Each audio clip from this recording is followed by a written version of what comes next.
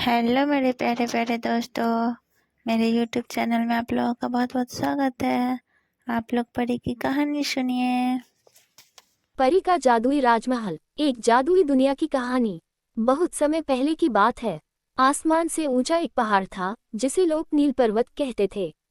नील पर्वत के शिखर पर बादलों से घिरा एक खूबसूरत महल था, एक ऐसा राजमहल जो किसी साधारण मनुष्य का नहीं बल्कि रानी परी का था। रानी परी का नाम था चंद्रलेखा। वो इस जादुई दुनिया की रानी थी। सफेद रेशमी परिधान, चमचमाते पंख और एक सुनहरी छड़ी के साथ वह हमेशा मुस्कुराती रहती थी। उसका दिल बहुत बड़ा था, वो हर किसी की मदद करती थी, चाहे वो इंसान हो, जानवर हो या कोई और परी।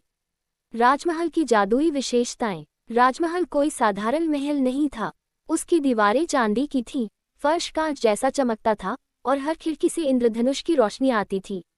महल में फूल खुद ब खुद खिलते थे, पंखुड़ियां हवा में नाचती थीं और एक सुंदर संगीत हर समय वातावरण को मधुर बनाए रखता था।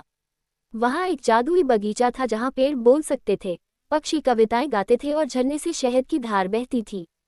रानी परी इस महल में दूसरी परियों के साथ रहती थी और मिलकर जादुई दुनिया को सुंदर बनाती थी। गुल्लू परी की चाहत। एक दिन एक छोटी सी परी जिसका नाम गुल्लू था, रानी परी के पास आई। गुल्लू बहुत प्यारी थी, लेकिन उसे लगता था कि वह कुछ खास नहीं है। उसने रानी परी से कहा, रानी माँ, क्या मैं भी आपकी तरह महान बन सकती हूँ? क्या मैं भी सबकी मदद कर सकती हूँ? रानी परी मुस्कुराई और बोली, बिल्कुल, लेकिन महान बनने के लिए सिर्फ जादू नहीं, बल्कि दिल का साफ होना जरूरी है। तुम्हें 3 परीक्षाएं पास करनी होंगी, दया, साहस और समझदारी की। पहली परीक्षा दया की। गुल्लू परी खुशी खुशी उड़ पड़ी। पहले ही जंगल में उसे एक घायल खरगोश दिखा। खरगोश कांप रहा था और उसके पंजे से खून बह रहा था। बाकी परियां तो उड़कर चली गई थीं, लेकिन गुल्लू रुक गई। उसने अपनी जादुई बूंदों से खरगोश के जख्म पर मरहम लगाया और उसकी देखभाल की। खरगोश ने आंसू भरी आंखों से कहा, तुम सच में बहुत दयालु हो, गुल्लू परी।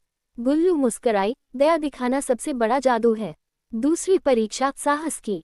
अगली सुबह गुल्लू एक गहरी अंधेरी गुफा के पास पहुंची।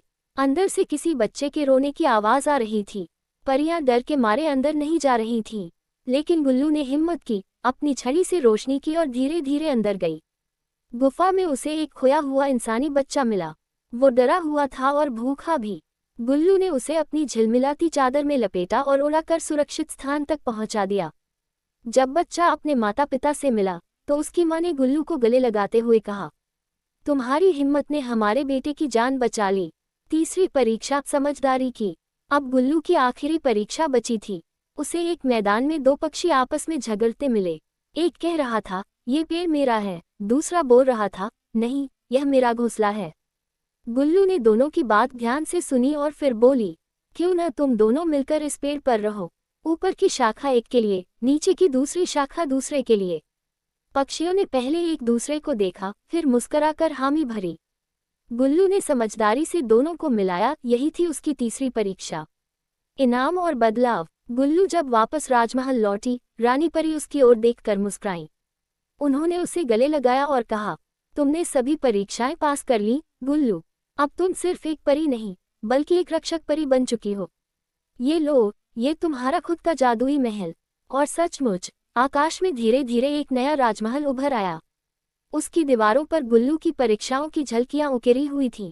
अब गुल्लू हर दिन परियों को सिखाती कि असली जादू हमारे दिल में होता है, जहाँ दया, हिम्मत और समझदारी होती है। कहानी से सीख। इस कहानी से हमें ये सीखने को मिलता है कि दयालुता सबसे बड़ी ताकत है। साहस बिना दिखावे के होना चाहिए, और समझदारी से ही हम दूसरों की मदद कर सकते हैं। जादू सिर्फ छड़ी में नहीं, हमारे व्यवहार में होता है। कहानी अच्छी लगे तो प्लीज़ वीडियो को लाइक और शेयर कीजिएगा, चैनल को सब्सक्राइब कीजिएगा। वीडियो देखने के लिए बहुत बहुत धन्यवाद आप लोगों को।